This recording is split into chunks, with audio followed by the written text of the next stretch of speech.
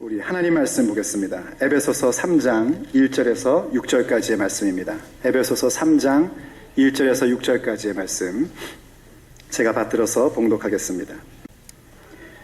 이러므로 그리스도 예수의 일로 너희 이방인을 위하여 갇힌 자 된 나 바울이 말하거니와 너희를 위하여 내게 주신 하나님의 그 은혜의 경륜을 너희가 들었을 터이라. 곧 계시로 내게 비밀을 알게 하신 것은 내가 먼저 간단히 기록함과 같으니 그것을 읽으면 내가 그리스도의 비밀을 깨달은 것을 너희가 알 수 있으리라. 이제 그의 거룩한 사도들과 선지자들에게 성령으로 나타내신 것 같이 다른 세대에서는 사람의 아들들에게 알리지 아니하셨으니 이는 이방인들이 복음으로 말미암아 그리스도 예수 안에서 함께 상속자가 되고 함께 지체가 되고 함께 약속에 참여하는 자가 됨이라. 아멘. 오늘도 주의 음성을 함께 들을 수 있기를 간절히 바랍니다. 하나님께서 여러분에게 주시는 약속의 말씀과 축복의 말씀들이 여러분의 심령 가운데에 새겨지는 그런 귀한 역사가 있기를 간절히 바랍니다. 어느 시대든지요, 그 시대를 이끌어가는 리더가 있기 마련입니다. 그리고 누가 리더이냐에 따라 그 시대의 방향이 결정됩니다.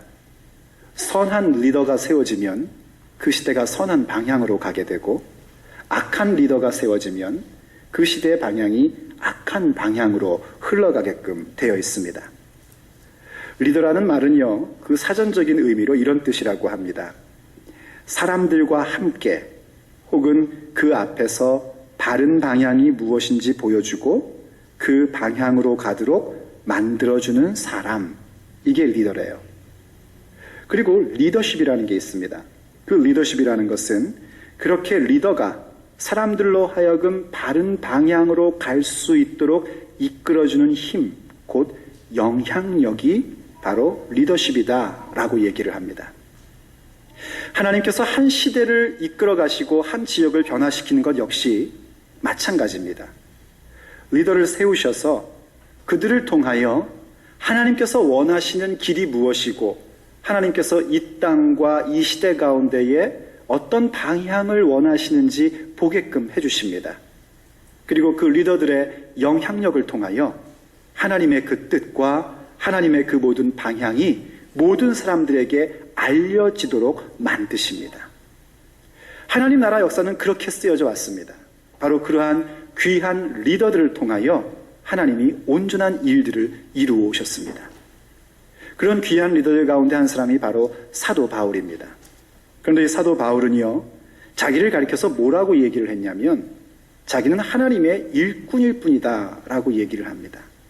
일꾼이라는 개념 여러분 아시죠? 우리가 밖에서 일하는 사람들 보시지 않습니까?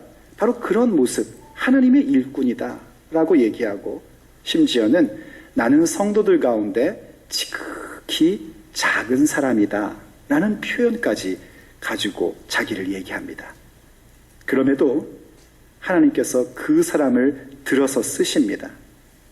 그 사람을 통하여 하나님의 선한 영향력을 모든 사람들 가운데 미치게 하고, 사도 바울이 살고 있었던 시대와 지역뿐만이 아니라 2000년이 지난 지금까지 모든 세계 가운데에 그의 영향력을 미치게끔 해주고 있습니다. 그야말로 사도 바울은 하나님의 일꾼으로서 자기에게 맡겨진 터전 가운데에 선한 영향력을 미쳤던 일꾼 리더십을 갖고 있었던 사람이었습니다. 우리도 마찬가지입니다. 우리도 역시 성도들 중에 가장 지극히 작은 사람이라고 할 만큼 평범한 삶을 살고 있는 사람들입니다. 하지만 우리는 또 하나님의 일꾼입니다. 그리고 하나님은 그렇게 평범한 소시민적인 삶을 살고 있는 우리들을 통하여 하나님의 일꾼된 우리 예수의 사람들을 통하여 이 지역과 이 시대 가운데에 하나님의 선한 영향력을 주기로 작정하셨습니다. 에베소에 쓴 편지 7약에 주는 메시지 16번째 이야기. 오늘은 바로 그러한 일꾼 리더십입니다. 하나님께서 세우신 일꾼 리더십으로 세워진다는 것, 그것은 어떤 특정한 한 인물의 이야기가 아니라 주님의 몸된 사람들인 우리들의 이야기입니다. 나와 너가 우리의 모습으로 주님의 몸된 교회로 세워질 때에 주님께서는 우리를 일꾼 리더십으로 세우시는데, 과연 그 일꾼 리더십이 발휘되고 빛나려면 어떤 모습을 우리가 가지고 있어야 할까? 오늘 본문 속에 나타나는 사도 바울의 모습 속에서 우리는 그 모습을 깨닫게 되고 또 배우게 됩니다. 첫째로는요, 어떤 갇힘과 매임의 상황에서도 소명의 자리를 굳건히 하는 모습입니다. 갇힘과 매임의 자리에 있음에도 불구하고 소명의 자리를 굳건히 하는 모습, 그것이 바로 일꾼 리더십이 가져야 되는 첫 번째 모습입니다. 본문 1절이 이렇게 얘기를 했었죠. 같이 한번 읽어보겠습니다. 시작. 이러므로 그리스도 예수의 일로 너희 이방인을 위하여 갇힌 자 된 나 바울이 말하거니와. 아멘. 우리가 알다시피 바울이 이 편지를 쓸 때에 옥에 갇혀 있었던 상황이라고 얘기를 합니다. 옥에 갇혔다는 것, 감옥에 있다는 건 뭡니까? 그 사람이 매여 있다는 것이고 불편하다는 겁니다. 한계를 갖고 있다는 겁니다. 갇혀 있고 매여 있는 상황이 되었다는 것입니다. 그럼에도 불구하고 사도 바울은 거기에 절망하지 않았습니다. 왜냐하면 지금 자기가 갇혀 있는 상태가 되어 있는 것, 자기가 묶여 있는 그 매인 상태가 되어 있는 것이 자기가 뭔가 욕심 때문에, 자기의 잘못 때문이 아니라 1절이 얘기하고 있는 것처럼 예수의 일로, 하나님 나라의 일, 하나님 나라의 가치, 하나님 나라의 진리를 증거하는 그런 일을 하다가 갇힌 것이라는 것을 분명히 알고 있었습니다. 그런데 사실 그래요, 여러분. 우리도 자주 하나님 나라를 위하여 살아가지 않습니까? 정말 주님의 뜻을 이루고 싶어하는 그런 간절한 마음들이 있지 않습니까? 저는 여러분들이 그런 마음을 가졌을 것이라고 믿습니다. 그런 마음 있으시죠?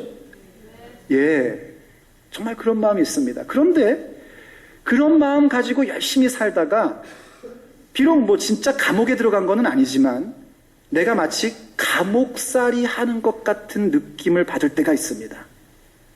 예수의 일을 하다가 마치 내가 묶여진 것 같은 느낌을 받을 때가 있어요. 그런 일을 만날 때 누구나 다 마음에 의기소침해지기 마련입니다. 디스커리지 됩니다. 내가 정말 이거 맞는 건가?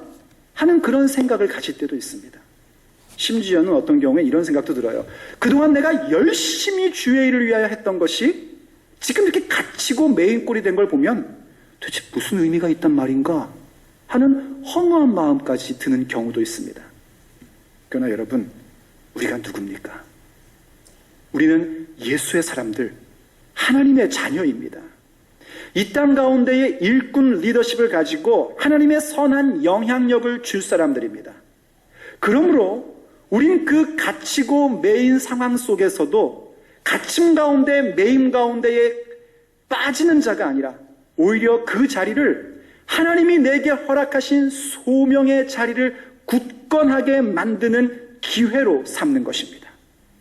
사도 바울이 만약 그렇게 갇혀서 매여서 의기소침해지고 낙심하고 있었다면 에베소서라는 책은 나오지 않았을 것입니다.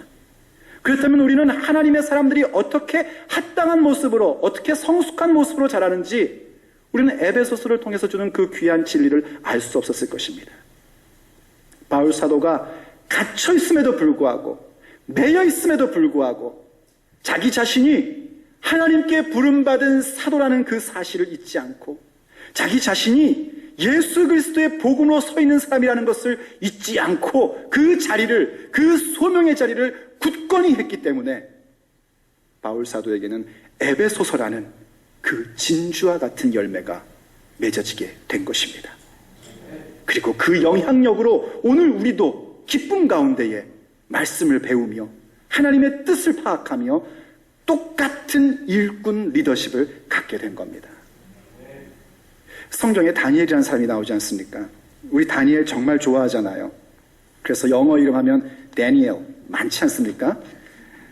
이 다니엘이 얼마나 좋은 사람인지 모릅니다. 얼마나 멋진 인생을 살았습니까?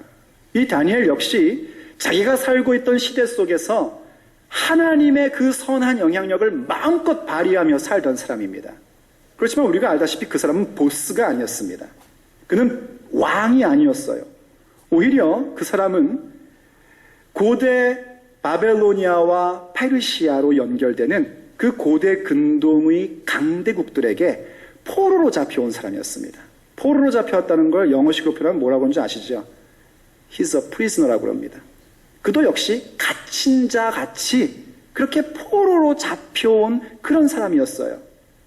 그럼에도 불구하고 그는 그 갇힌 상황 가운데서 절망하지 않고 오히려 자기가 누구인지를, 자신이 하나님의 사람이고 하나님의 거룩한 백성이라는 사실을 잊지 않고 살았습니다. 그래서 그에게 나타났던 일들이 뭡니까? 나라가 뒤바뀌고 정부가 뒤바뀌는 그런 일이 있어도 모든 왕들이 이 다니엘의 선한 영향력을 받는 모습을 우리에게 보여줍니다. 한 번은요, 페르시아의 임금인 다리오라는 임금이 바벨로니아를 정복하고 더 많은 땅을 점령하게 됐습니다. 그 많은 땅을 점령하다 보니까 혼자서 다스릴 수가 없잖아요. 그래서 고관, 높은 지위에 있는 사람들 120명을 뽑아가지고 각 지역을 다스리게 했고요. 그리고 그 120명이 흩어져 있는 나라를 3개로 나누어서 3명의 총리를 세웠습니다. 그 중에 한 명이 누구였냐면 다니엘이었습니다. 그런데 이 다니엘이 하나님을 경외하는 사람에서 하나님이 주신 그 성실함과 탁월함을 가지고 일을 참 잘하니까 이 다리오 임금이 너무 다니엘이 이쁜 거예요. 그래서 다니엘을 승진을 시켰습니다. 3분의 1을 다스리는 총리가 아니라 전국을 다스릴 수 있는 총리가 되게 한 거예요. 근데 반면에 다른 총리들하고 고관들이 보니까 얼마나 셈이 납니까? 너무너무 젤러스한 거예요. 그래가지고 어떻게 할까 해가지고 꾀를 짜냈습니다. 임금쯤 되면은 사람들이 막 가서 아부하면 너무 좋아하잖아요. 그래갖고 이 사람들이 가가지고 얘기했습니다. 다리오 임금이요, 임금은 정말 위대하십니다. 이 전국을 보십시오. 얼마나 위대한 일을 하셨는지. 정말 이제 요즘 애들 말로 표현하면 다리오 임금 짱입니다. 그랬더니 다리오 임금이 기분이 좋아졌어요. 그렇지, 내가 좀 괜찮은 사람이지. 그 다음에 이제 얘기를 합니다. 그래서 말인데요, 임금님, 앞으로 우리 임금님의 그 위대함을 모든 사람들에게 알리기 위해서 30일 동안 어떤 신에게도 경배하지 말고 어떤 사람에게도 요청하지 말고 오직 다리오 임금만을 예배하고 다리오 임금에게만 기도하는 그런 기간으로 삼기를 원합니다. 어때요, 여러분? 임금으로서 기분 되게 좋겠죠? 그래서 오케이 하고 왕의 도장을 딱 찍어줬습니다. 그런데 그것은 사실 누구를 향한 것이었냐면 다니엘을 향한 음모였습니다. 다니엘은 어떤 사람이었냐면요, 그가 다른 여러 가지 하나님의 소명의 자리를 지키는 것 중에서도 가장 기본적인 소명, 하나님을 믿는 사람이라면 너무나 평범해서 그게 무슨 소명일까 하는 그런 소명이 하나 있는데 기도하는 소명이었습니다. 이 기도하는 소명, 가장 기본적이고 평범해 보이는 소명을 다니엘은 단 한 번도 멈춘 적이 없는 사람이에요. 하루에 3번씩 자기의 집에서 창문을 열어놓고 예루살렘을 향하여 기도하는 그 모습을 가지고 있었던 겁니다. 다니엘이요, 왕이 그렇게 법령을 내렸다는 사실을 알고 있었습니다. 자기가 기도하면 그 적들에 의해서 이제 곧 사자굴에 빠질 것이라는 것을, 사자의 밥이 될 것이라는 것을 알고 있었습니다. 그야말로 꼼짝없이 갇히고 매인 상태가 된 다니엘의 현실의 모습이었어요. 그런데 여러분, 우리가 알다시피 다니엘이 어떻게 했습니까? 그 소명의 자리, 그 기도의 자리를 포기하지 않았습니다. 중단하지 않았습니다. 그는 늘 하듯이 하나님 앞에 기도했습니다. 아니나 다를까 금방 고발이 들어갔고 다니엘이 잡혀왔습니다. 그때야 다리오 임금이 아차 싶은 겁니다. 이 다니엘을 시기했던 이 사람들이 음모를 꾸몄다는 걸 안 겁니다. 하지만 페르시아의 법도는 아무리 왕일지라도 왕이 도장을 찍고 정한 법령은 왕이 마음대로 번복할 수 없는 그런 법이 고대 페르시아의 법이었어요. 할 수 없이 다니엘을 사자굴에 던져 넣는 그런 명령을 내릴 수밖에 없게 됩니다. 법에 의해서. 다리오 임금이 너무너무나 안타까웠어요. 그래서 그가 얘기를 합니다. 다니엘아, 네가 평상시에 섬기던 하나님이 너를 구주시기를 원한다. 성경 보니까 이렇게 울면서 얘기를 했답니다. 얼마나 아쉬웠는지 울면서 얘기했고, 그날 저녁 늘 왕 앞에는 음식이 가득 있어야 되는데 그 음식도 다 치우라고 그러고, 늘 그때 임금은 늘 잔치를 했었는데 이 잔치도 하지 말라고 그러고 밤새도록 잠도 못 이룹니다. 그러다가 새벽에 일어나서 다니엘을 찾아갑니다. 사자굴을 찾아갑니다. 그리고 다니엘을 향해서 얘기합니다. 하나님의 사람 다니엘아, 살아계시는 하나님의 종 다니엘아, 내가 항상 섬기는 내 하나님이 사자들에게서 너를 능히 구했냐? 구했다는 믿음이 있는 게 아니고요, 너무 아쉬워서 하는 얘기였습니다. 그랬더니 안에서 다니엘의 음성이 들립니다. 하나님이 나의 무지함을 증거하기 위하여 사자들의 입을 봉했습니다. 다리오 임금이요, 다니엘을 구출하고 오히려 다니엘을 시기하고 모함했던 사람들을 사자굴에 집어넣습니다. 사자굴에 던져 넣으니까 그들의 몸이 땅에 떨어지기도 전에 사자들이 그들의 뼈까지 부서뜨렸다고 성경이 그렇게 우리에게 얘기를 합니다. 여러분, 다니엘의 모습을 보십시오. 그가 갇히고 매이는 상황이 뻔히 보이는 현상이었습니다. 내가 이렇게 기도의 자리, 소명의 자리를 지키면 난 분명 손해볼 것이라는 것을 분명히 알고 있었습니다. 그럼에도 불구하고 그가 그 소명의 자리를 포기하지 않고 중단하지 않으니까 하나님의 이름이 높임받고 하나님의 능력이 나타납니다. 그것뿐만이 아닙니다. 다니엘서를 연구하면 바로 이 사건 이후에 하나님께서 다니엘에게 계시를 부어주시는 장면이 나오는데, 그 계시는 단순히 다니엘이 살고 있던 그 시대만이 아니라 앞으로 하나님의 나라가 어떻게 진행될지에 대한 것을 허락해 주시는 그런 위대한 일까지 하게 됩니다. 그게 바로 하나님의 영향력을 미치는 선한 일꾼 리더십인 겁니다. 여러분, 주님의 일을 하다가 예수의 사람으로 살다가 우리가 매임과 갇힘의 상황을 만날 때가 있습니다. 그것이 예측되는 순간도 있어요. 그렇지만 그 순간이 어떤 순간인가? 바로 하나님의 위대한 능력이 나타날 순간입니다. 하나님께서 사자들의 입을 봉하시고 우리를 다시금 일으켜 세우실 자리입니다.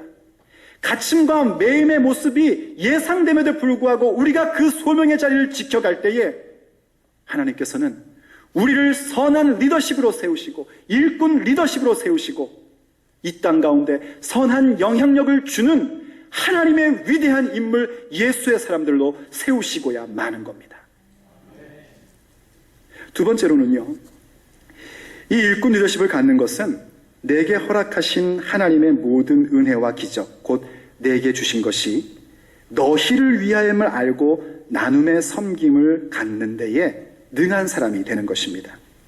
오늘 본문 2절이 이렇게 얘기합니다. 너희를 위하여 내게 주신 하나님의 은혜의 경륜을 너희가 들었을 터이라 하고 얘기합니다.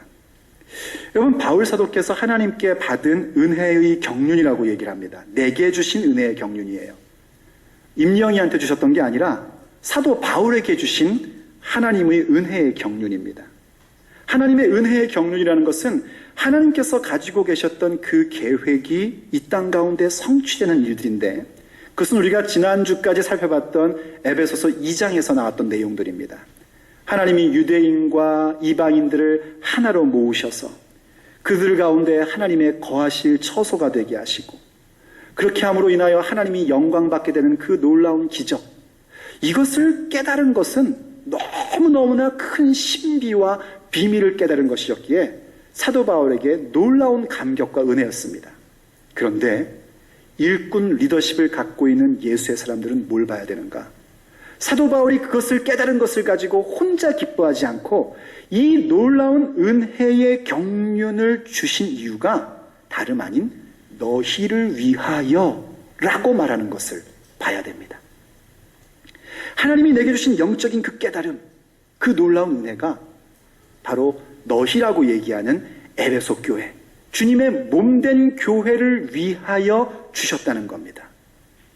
바로 그 주님의 몸된 교회를 위하여 주신 것이기 때문에 자기가 깨달은 그 깨달음을 자기는 교회 가운데에 나누는 섬김을 위해서 최선의 노력을 다하고 있다는 겁니다. 이것이 사실 사도 바울이 일꾼 리더십이 발휘되는 실제적 현장인 자리입니다. 일꾼 리더십이 어디서 발휘되는가? 혼자서 발휘되는 것이 아닙니다. 나 혼자 많은 것을 깨달은 것으로 일꾼 리더십이 발휘되는 게 아니에요. 이 부분을 너희를 위하여, 교회 공동체를 위하여, 주님의 몸된 교회를 위하여, 하나님의 나라를 위하여 나누는 섬김을 가질 때에 그것이 일꾼 리더십이 발휘되는 현장, 현실입니다. 여러분, 영적인 깨달음을 가져본 경험이 있으시죠? 제가 처음으로 영적인 깨달음을 가졌을 때 얼마나 기뻤는지 모릅니다. 무슨 생각이 들었냐면, 세상에 내가 이런 걸 깨닫다니. 아주 옛날 얘기니까 용서하고 들으십시오. 그 고등학교, 대학교 때 얘기니까요. 이런 걸 깨닫다니. 난 천재인가 봐. 그때 그렇게 생각했어요. 난 천재인가 봐. 나중에 책을 읽다 보니까 책에 다 나오더라고요.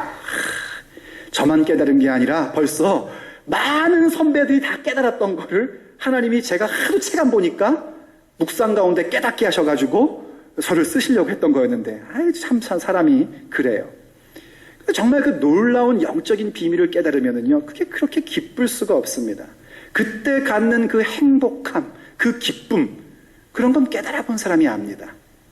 깨달아 본 사람은 좀 미소 한번 지어보면 제가 몇 명인지 파악이 될 것 같아요.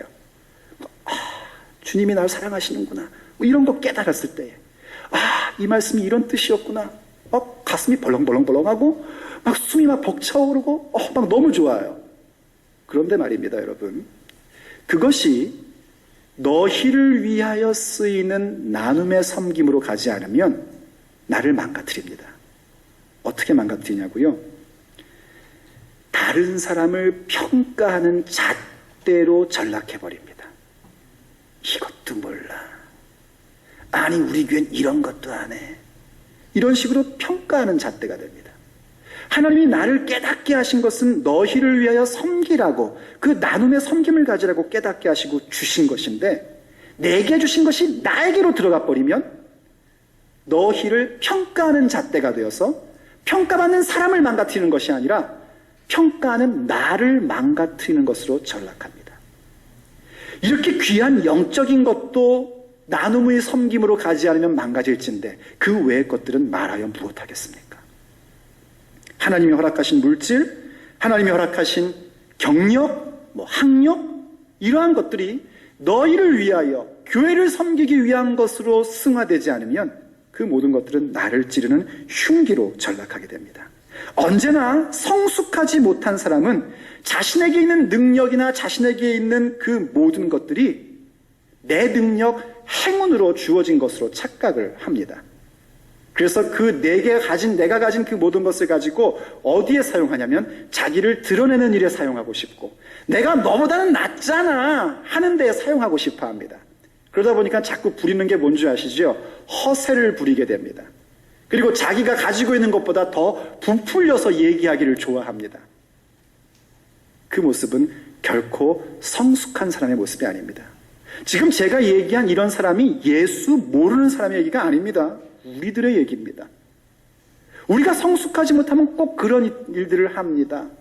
내가 남보다 조금 더 돈이 많은 것 같으면 나를 내세우고 싶어하고, 내가 남들보다 조금 더 많이 배운 것 같으면 허세를 부리고 싶어하는 그런 못된 습성이 있는 게 미숙한 신앙인 가운데서 나오는 겁니다. 그리고 이러한 미숙한 삶의 모습은 언제나 영적인 미숙함에서 비롯되게 되어 있습니다. 영적인 미숙함이란 건 이런 것도 있습니다. 예수님께서 나를 구원하신 것에 대한 그 감격 속에, 이거 잘 이해하고 들으십시오. 하나님이 나를 사랑한다는 차원을 넘어서서 하나님은 나를 제일 사랑한다는 생각 속에 빠지는 겁니다. 근데 이해는 해요. 하나님의 사랑은 완전한 사랑이십니다. 나를 향하여 주시는 사랑도 완전하시고 너를 위하여 주시는 사랑도 완전하셔요. 너무 완전한 사랑이고 그 사랑을 경험하다 보면은요, 그 사랑이 너무 커서 우리가 꼼빡 오해를 할 때가 있습니다. 다른 사람은 아무도 아니고 나만 특별히 사랑한다라는 그런 오해를 하는 경우가 생깁니다. 어떤 경우엔 교회도 그런 착각을 할 때가 있습니다. 하나님이 우리 교회를 특별히 사랑하사, 제가 누누이 얘기하지만 모든 지역교회를 하나님은 똑같이 다 사랑하십니다. 우리 교회만 특별히 사랑하는 거 그런 거 없습니다. 그런데 이제 왜 그런가? 하나님의 사랑이 너무 완전하니까 그 사랑을 받은 내 입장 속에서는 정말 나만 특별히 사랑하시는 것 같은 거예요, 막. 그런데 이제 성숙해지면 깨닫게 되죠. 나를 향한 사랑도 완전하시고 너를 향한 사랑도 완전하다는 것을 깨닫게 되는 겁니다. 그리고 구원받았다는 것이 뭔가? 구원받았다는 건 마치 비유하자면 하나님 나라의 항구를 향하여 가는 그 항해선에 태워졌다라는 것을 알게 됩니다. 항해선에 태워지다 보니까 거기서의 삶을 위하여 배워야 할 것도 있고 또 내가 섬겨야 할 것도 있다는 사실을 알게 되고, 그리고 그 배움과 섬김은 나의 권리이면서 동시에 의무라는 사실도 깨닫게 됩니다.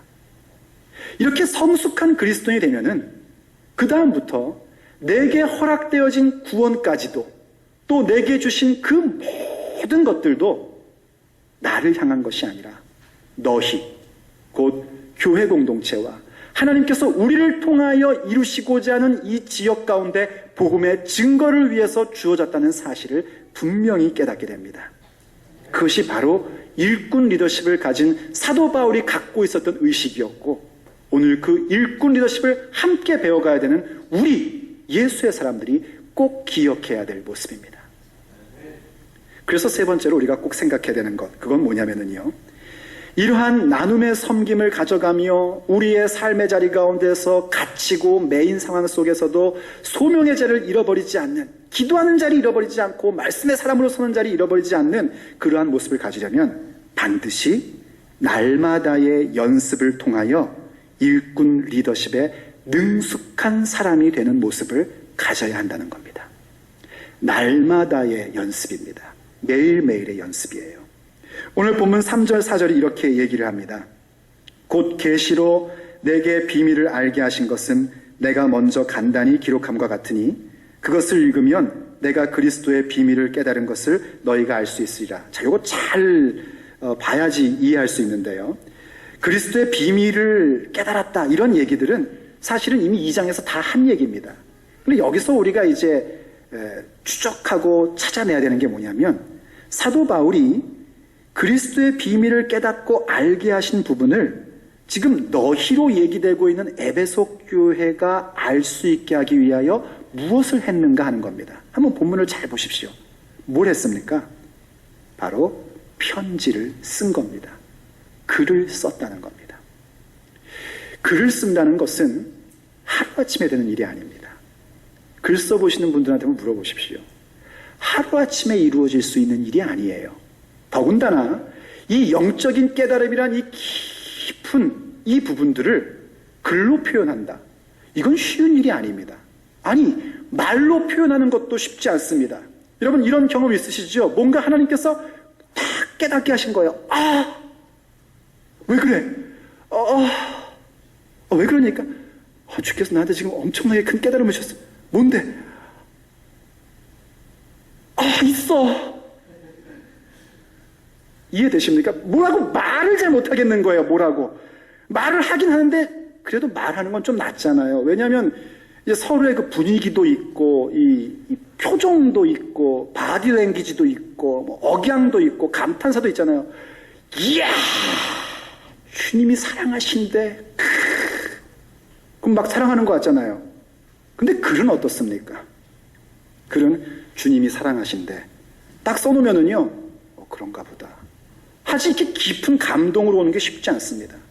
그걸 글로써 그 영적인 깨달음을 잘 설명해서 본문 보니까요, 못 알아들은 게 아니라 그 교회 공동체가 알았답니다.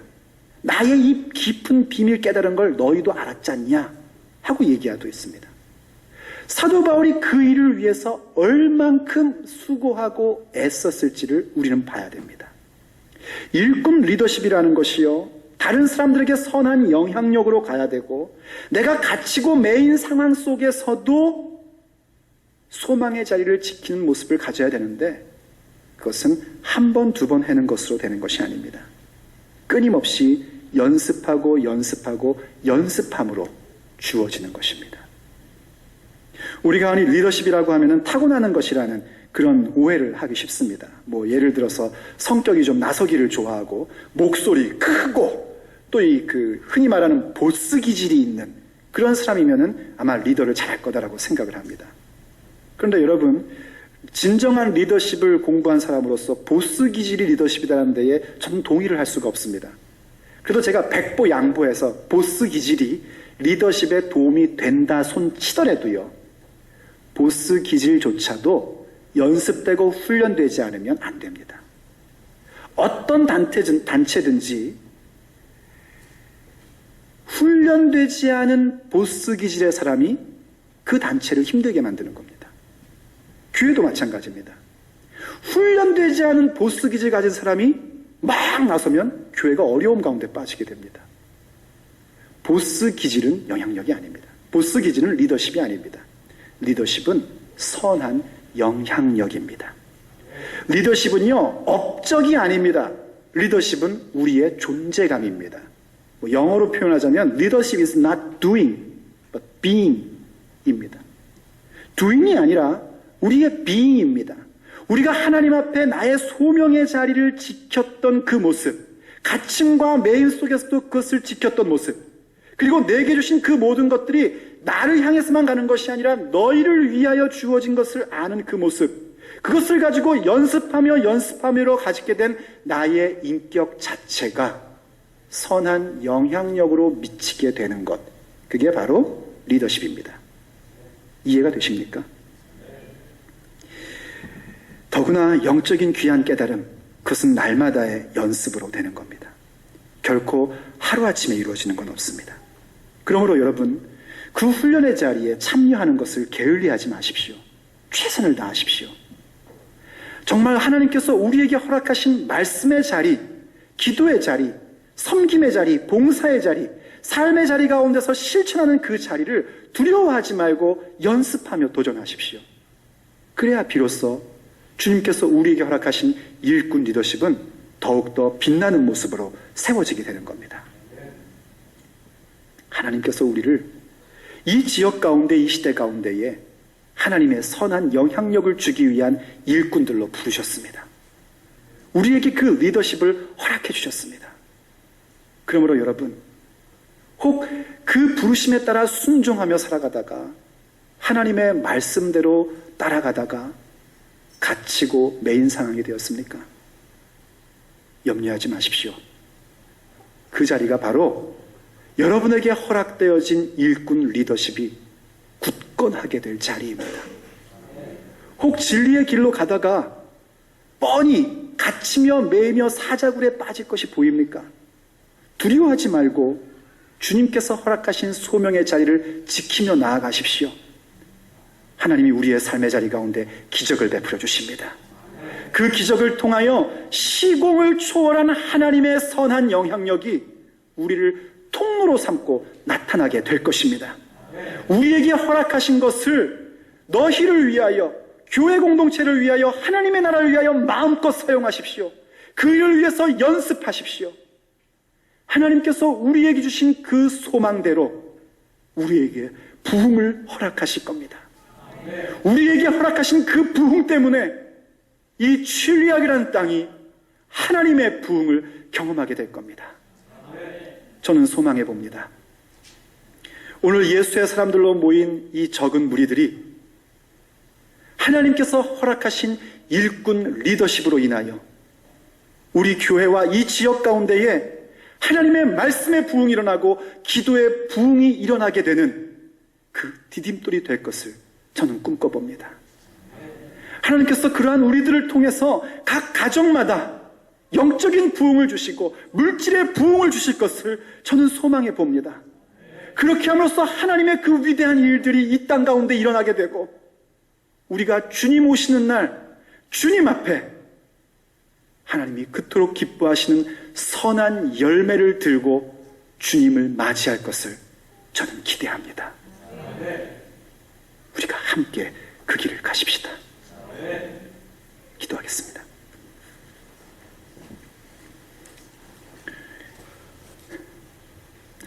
오늘 기도할 때 먼저 여러분의 목소리로 잠시 동안 기도해 주시기를 바랍니다. 여러분, 작은 사람이라는 거 알고 있습니다. 우리 돋보이는 사람 아닌 것 알고 있지 않습니까? 바울 사도도 지극히 작은 사람인 것을 자기 자신이 알고 있었습니다. 그럼에도 불구하고 하나님께서 그 지극히 작은 사람을 시간과 공간을 초월한 하나님의 일꾼으로 세우셨고, 그를 통하여 일꾼 리더십이 발휘되게 하셨고, 그리고 그를 통하여 에베소서를 주심으로 모든 시대의 사람들이 하나님을 알고 경험하게끔 만들어 주었습니다. 우리도 그렇습니다. 이민의 삶을 살면서 누구 하나 주목해주지 않고 누구 하나 알아주지 않는 소시민의 삶을 사는 우리들입니다. 그러나 우리는 하나님의 일꾼입니다. 그러나 우리는 하나님의 일꾼 리더십을 부여받은 사람들입니다.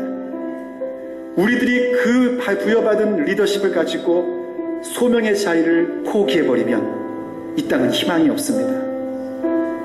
우리에게 허락하신 그 기도의 자리와 말씀의 자리와 섬김의 자리를 우리가 중단하면 이 지역은, 이 땅은, 이 세대는 더 이상 아무 희망이 없습니다. 그러므로 주님 앞에 결단하는 기도를 드리십시오. 하나님, 내가 아무리 갇히고 매인 상황이 보여지고 그 상황 가운데 있다 할지라도 나는 절대 소명의 자리를 포기할 수 없고 중단할 수 없습니다. 주님이 내게 주신 것으로 너희를 위하여 나누는 그 섬김의 자리를 갈 것입니다. 그리고 그것을 위하여 연습할 것입니다.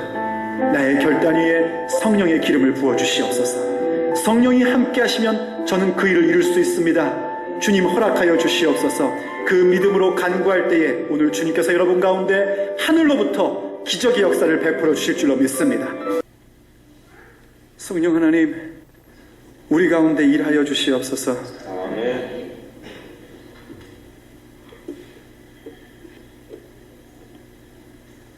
하나님 아버지, 우리는 이 땅에서 지극히 작은 자들입니다. 그런 지극히 작은 저희들을 하나님의 일꾼으로 삼아주셔서 감사드립니다. 그리고 우리에게 그 일꾼 리더십을 부여하여 주시니 감사드립니다. 이제 주님의 열망을 따라, 주님의 계획을 따라 우리 모두가 허락하신 그 일꾼 리더십을 나타내기를 원합니다.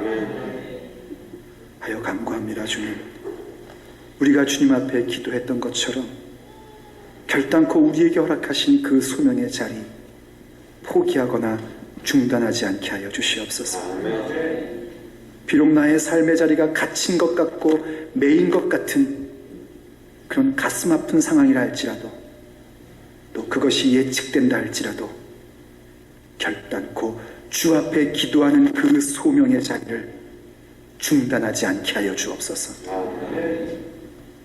그리고 내게 허락하신 그 귀한 것들 주님 나라 위하여 나눔의 섬김을 갖게 하시고, 그 모든 일들을 연습함에 조금도 두려워하지 않는 우리 모두가 되게 하여 주시옵소서.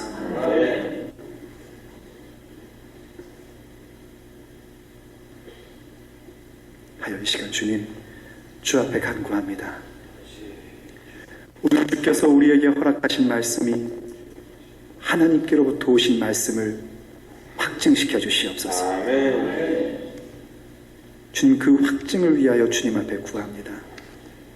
육체의 질병으로 고통받는 자들이 그 육체의 질병에서 노임받게 하여 주시옵소서. 주님, 그 확증으로 구합니다. 재정의 문제로 고민하고 있는 사람들이 그 재정의 문제가 풀리게 하여 주시옵소서. 주님, 그 확증으로 구합니다. 캐나다의 스테이더스의 문제로 고민하는 자들이 그 문제가 해결되게 하여 주시옵소서. 주님, 그 확증으로 구합니다. 새로운 사업과 계획을 위하여 출발하고 시작한 사람들에게 형통함을 주시옵소서. 주님, 그 확증으로 구합니다. 우리에게 성령의 충만함을 허락하여 주시옵소서. 주여, 그 확증으로 구합니다. 우리로 하여금 하나님의 사람임을 늘 기억하게 하여 주옵소서. 우리의 마음 가운데 뜨거움을 허락하여 주시옵소서. 성령으로 충만하게 하여 주시옵소서. 성령의 기름 부음을 허락하여 주시옵소서. 하여 주님, 주님의 말씀 따라 우리도 일꾼 리더십을 가지고 이 땅 가운데에, 이 진리학 가운데에 부흥의 역사를 줄 수 있는 선한 영향력의 통로로 삼아 주시옵소서. 우리 주 예수 그리스도의 이름으로 간절히 기도 올립니다. 아멘.